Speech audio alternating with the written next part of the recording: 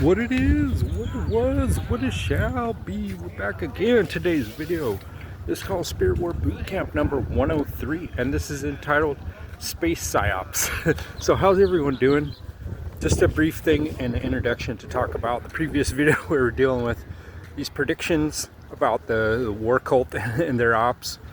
So far everything seems on track. There's more and more talk about some type of resolve to the situation. Oil prices have stabilized and even gone down a little bit over the past week, so that's good. So we're on track monitoring this situation. But now let's talk about space fiction, because this is the new thing. Tomorrow we have the supposed first launch window for the Artemis 2 project. And so my contention for a long time has been that space is a fiction. Why do I think that? And I've come to this conclusion over a long period of time from a variety of different angles. But just to be systematic, today we're going to start at the very beginning. So what is the beginning of this whole idea of space? Right? A lot of people don't know one of the first films ever made when they first came out with film technology. I think it was called Journey to the Moon or something like that. So right away, space fiction pops in the earliest history of film. So that's very interesting. But even prior to that, I believe, I'm not definitely certain, but I believe that even prior to that, H.G. Wells was writing about space. Famous illuminist, right? He also wrote a book called The New World Order. He was the first, as far as I know, outside of the poet Virgil, right, in the modern English language, he was the one that coined that term, the New World Order, before it was on the dollar bill and so on. And so you have this high-level illuminist, connected globalist, right? H.G. Wells, probably, if not the most famous sci-fi author of all time, one of them, and predicted things like the atomic bomb, you know, and various different things 100 years before anyone else. So that's pretty interesting person to pay attention to at the very least, right? So to me, this is one of the first indicators that this is an agenda. You know, the big groups are all in on this concept of space. And in my opinion, this also connects into the whole, you know, I'm proud flat tard, right? I'm into the flat cosmology, just like the religious beliefs that I study are also flat, mandala-based or Tigray-based cosmology of the geocosm, right? And anyone who's interested in that should check out the videos that have been coming out from Santos Bonacci, and he goes into great detail of how the whole concept of the globe has been 100% Jesuit op from the beginning. So, and he goes into a lot of detail on the papal nobility families and things like that, which we're going to come back to, how that all connects. So I think the globe psyop and the space psyop are connected. I'm sure for a lot of people they think that I'm discrediting myself with that. That's fine, but let's be very systematic. So where's after H.G. Wells, where's the next big space blip on the radar? Well, obviously in the immediate following on World War II, right, we have the creation of the Air Force, of which of course is highly relevant. And we also, of course, there's all the legends about the Haunebu Nazi flying saucers, and there's quite a bit of scientific documentation, prototypes, drawings, technical diagrams, lots of photography of the actual Haunebu craft, and quite a bit of technical sort of background as to all this information. So that's all out there, and my contention after decades of study has always been for a long time that this is all the space stuff is an obscuration of real shady ass research that was going on by the militaries and the governments of the world. And of course this would be a very sensitive topic that they would definitely want to obscure right away, because it would expose the fact that the so-called allies and the Nazis were not enemies at all, and that they were collaborating on high-level, high-stakes technological developments such as flying saucers. And they wanted to be testing a lot of the stuff in the aftermath of World War II. A lot of power flexing going on, just like right after Trump started his most recent presidency campaign. They had all these orbs and shit showing up off Bedminster, where his golf course is at, and all over the world, really, European continent. So we're seeing a lot more orbs. We're seeing a lot more so-called UAPs and this and that. And there's a tremendous amount of attention going into that, rebranding that whole thing, and like bringing in all this congressional testimony and different things. So they're hyping up the space farce quite a bit here. So, but yeah, like I say, in the aftermath of World War II, all of a sudden you got Disney coming out, being one of the major proponents of all the space fiction, with working with Werner von Braun openly, right? While Disney's bringing him out, creating a, what they call it, Tomorrowland at Disneyland, with all this space mountain and all these things. So we have a high level, you know, high level Freemasonic individual in terms of Walt Disney connecting with the head of one of the most advanced science programs in the Nazi regime, Werner von Braun. You know, and a lot of people who are in Texas probably know a lot of the history of how all of a sudden there's like tons of high-tech Germans showing up all over Texas, Fort Bliss, Tyler, Texas. There's whole towns out there that were completely not just Germanic based, but like straight up Nazis dominate. Right now everyone's crying about all the Muslim towns and everything. Not so many people crying about Elon Musk's Starbase Texas, right? You know, but back, you know, no one seems to even really talk much about the fact that there was full-on Nazi enclaves in Texas in the 40s, you know. And so to me, when you have that being put in such a public-facing way in terms of Walt Disney and stuff like that, is another sign, at the very least, like if you don't believe that it's a psyop and an agenda 100%, at least you get into the stuff of like, you know, why is it so important to the cabal? What are they actually doing? What's really going on? So, and then of course you have the creation of NASA, again with multiple high-ranking Nazis closely involved. And my favorite NASA joke is NASA stands for not a space agency, which is interesting. And the same, right around the same period of that creation of NASA, you have the creation of the NSA. And of course, a lot of people have talked about how NASA comes from a Hebrew word meaning to deceive. So that's, and it's also related to the Nakash, the word for serpent, right? So all these are kind of connected, in my opinion. And so these are some of the things that have caused me to be suspicious.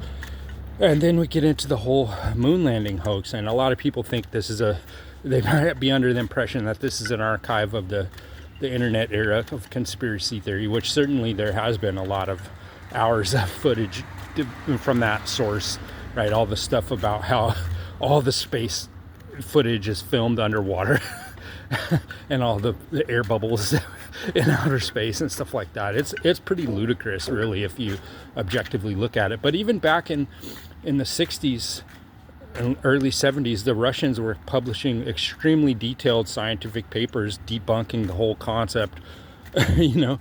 And you don't have to be a genius to look at the fucking so-called lunar landing module, this flimsy ass bullshit, or even the capsule itself. You're like, oh really?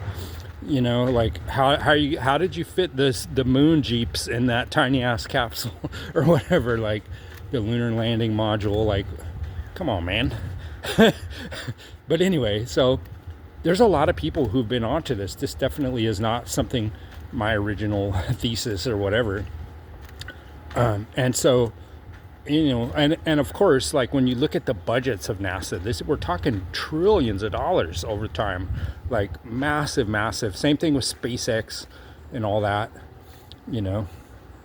So what is really fucking going on? I don't really have a clear, definitive answer, but I'm pretty 100% confident that it's not what we're being told whatsoever. And I think we're going to come to see that more and more. And, you know, never mind the comical ass, shitty AI footage that's coming out of the so-called Indian moon landing and the Chinese moon landing. And also, I think there's a pretty clear case to be made that there's some kind of connection between what we're being told about space and Antarctica, right? Because these are the two things that seem to be these massively coordinated ops going on all around the world, where governments, and even within our, like, we can't even get the Senate and the Congress to agree on something in our own government, right? But yet somehow all these nations of different types of political systems all over the world are 100% in lockstep about Antarctica and space. Like, somehow they're all running the same program. That to me is very suspicious. So what the fuck is going on with this Artemis program beyond some kind of multi-trillion-dollar boondoggle? Well, I guess we're about to find out. They're going to supposedly start the launch window tomorrow. So April Fool's Day. I don't think that's a fucking coincidence. But I just want to bring in one other thing. This is some of my unique experience, okay? So in previous videos, I've talked a lot about secret societies and all these occult initiatory orders. And I've made reference a few times to the fact that I was actually initiated into one of these groups, which I would say is kind of Masonic adjacent, Golden Dawn adjacent. This was back when I was 21, so this would be like 1995 or something like that, 96. So I was very naive at that time. I had no idea. And to be honest, though, I'm actually glad that I did that, because it works, okay? Like a lot of these things, and most people would probably be very put off and think, oh, this is woo-woo new age bullshit. And it certainly appears that way on the surface, but I could honestly say I've practiced some of the teachings that I was shown there for sometimes on a daily basis for many year stretches at a time, for like 10 years or more, doing these ritual practices like every day to build the energy body and the energy field. And it gets results, right? It works. It's scientifically based. Like this is a repeatable, demonstratable, but you have to be rigorous. You have to be disciplined. You have to understand too. That's a key part of it. Is you have to actually understand what you're doing, and you have to document your progress and be scientific with the application of it. So how does that connect into the whole space thing, right?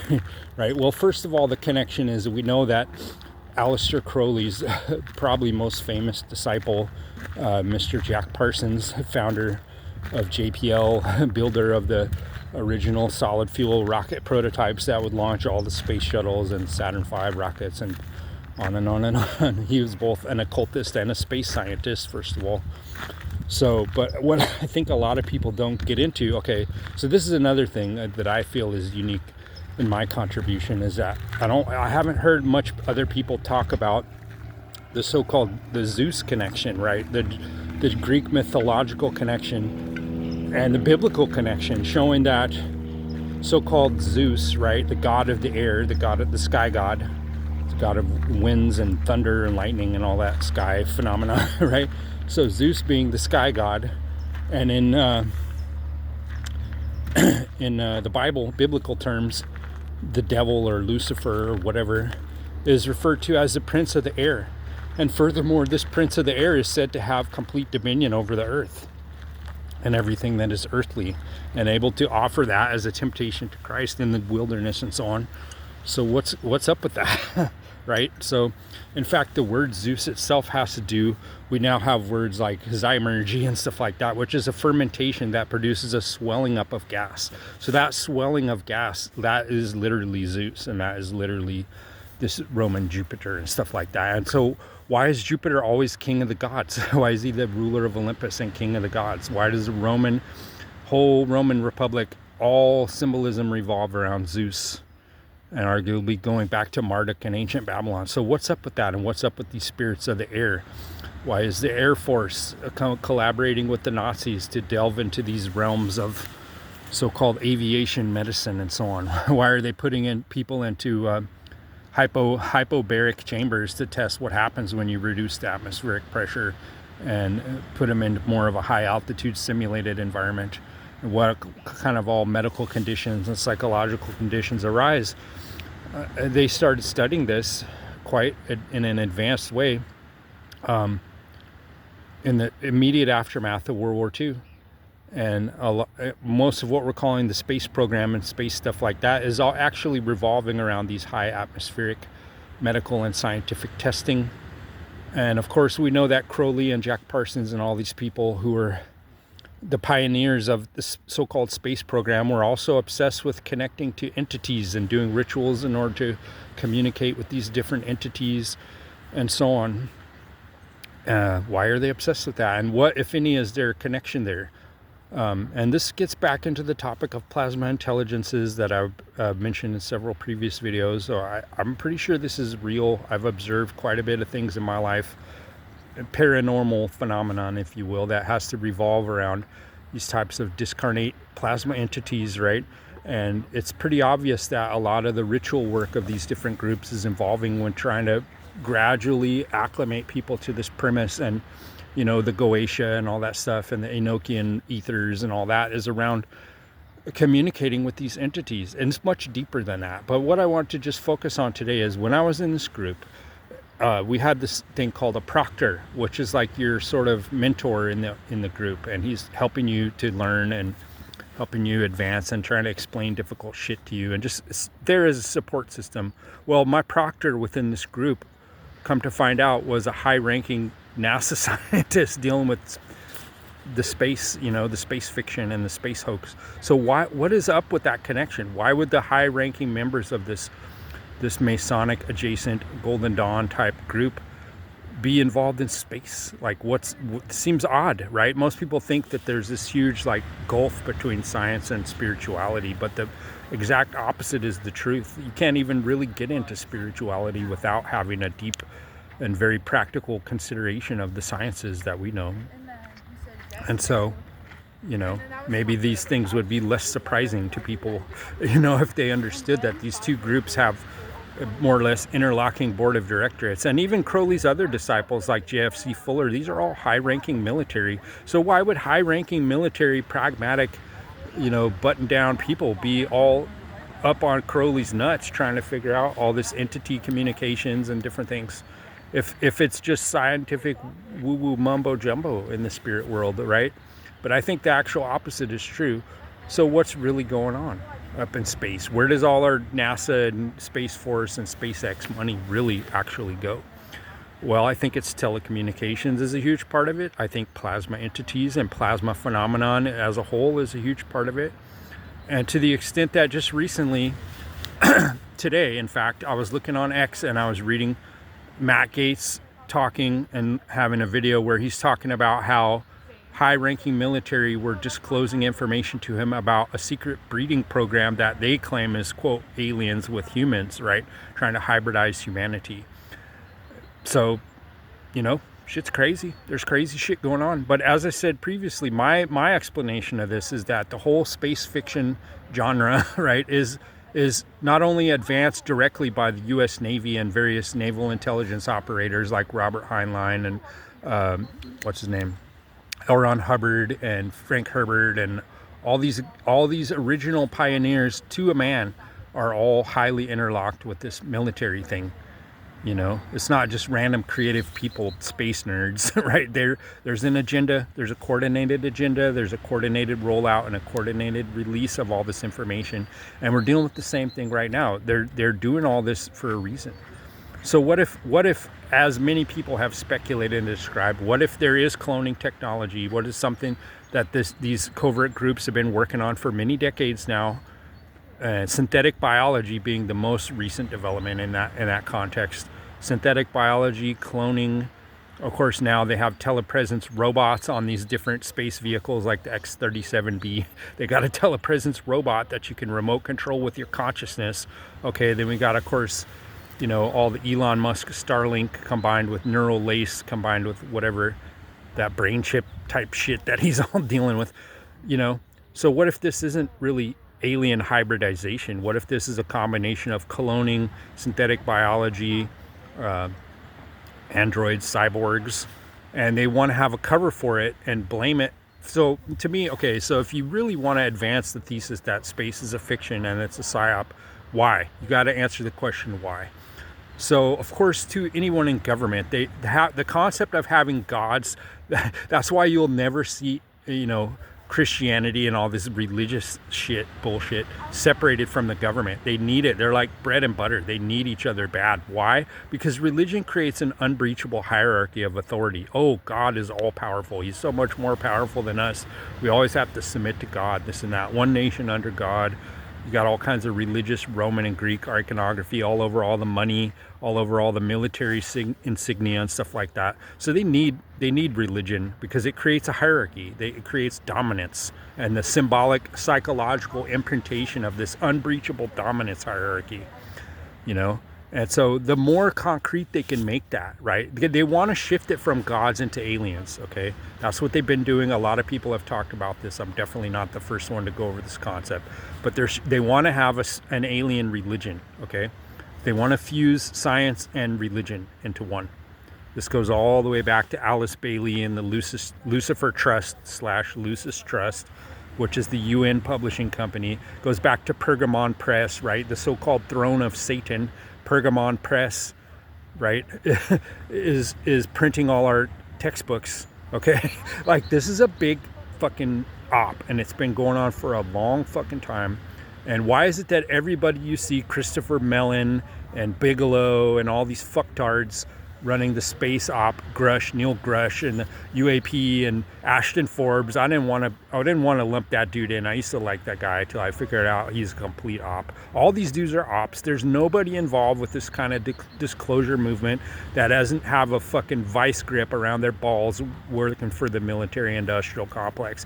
Every single aspect of fake disclosure is all run and refereed and quarterbacked by the military-industrial complex and these mega corporations like Elon Musk and SpaceX, right? They run it all. There's nothing organic about it. There's nothing like revolutionary or subversive about any of it. This is 100% government run, government operated, but they create this sexy, like, ooh, it's rebellious. The government's trying to slow walk the disclosure, roll it, you know, like, exact opposite. That's how they always do it. Whatever they want people to be really interested in, they give it this air of like rebellious transgression. You know, it's like the forbidden fruit, right? So that's how they keep everybody fixated on it, right? So the combination of all these things that I've been putting out, you know, it's that I've described in this video, to me, all this is a preponderance of evidence that is showing, aside from the straight physics of everything and the, you know, visual documentation that you can see in these different types of footage, that what we're being told about space, nothing's going to space, no one's going to the moon, no one's going to Mars. That's complete bullshit. It's a complete psyop that to funnel money into some shit and to raise the budget for the Space Force by projecting some kind of alien threat, right? To hide and obscure everything they're doing, to hide their synthetic biology research, their cloning research. Now they're going to come out and tell you that there's alien hybrids, just like Matt Gaetz is trying to say. So this is just a brief summary. You know, I'm kind of throwing that out there. See if there's any interest. See if anyone in the comments wants to put something in leads and different ideas that they want to have, or try to debunk it, right? I don't know. I don't know if I should say that, judged on a lot of the retarded ass unsourced comments that I get, but anyway, we'll try it. We'll see what happens. Maybe I'll engagement farms a little bit and get someone to put in all their pet theories and all their humble bragging about themselves that you see in the comment section of every fucking post on social media. But anyway, this has been Spirit War 103, the space psyop. Let's hear what you think.